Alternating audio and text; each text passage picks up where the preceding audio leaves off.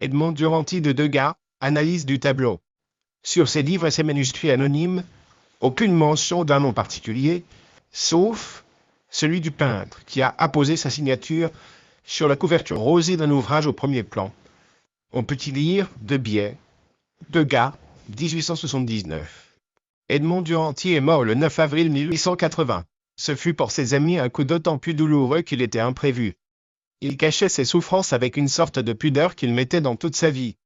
Nous l'avons bien connu, luttant avec un grand courage contre une des misères littéraires les plus injustes et les plus implacables que j'ai rencontrées, écrira Zola dans le catalogue de la vente Duranty un an après l'exécution de ce Pastel, faisant allusion au peu de succès rencontré par celui-ci dans la carrière littéraire. Mais qui était donc Duranty?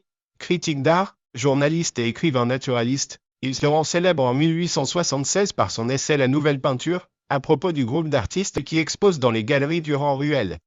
Dans cet ouvrage, Duranty évoque sans le nommer Degas, qu'il connaît bien, car il est un des piliers du groupe impressionniste. Les deux hommes seront très liés, et Duranty fera même du peintre l'un de ses exécuteurs testamentaires. Le voici représenté dans son cabinet de travail, comme Manet avait peint Zola dans le sien. Degas adopte un angle de vue original, où il privilégie les obliques. Derrière l'écrivain, tout entier livré à ses réflexions, une haute bibliothèque bien garnie, où les troches des livres sont prétexte à un jeu sur des couleurs complémentaires, orange et bleu, qui s'opposent à merveille, et que rehausse encore l'emploi du pastel par rapport à la peinture à l'huile.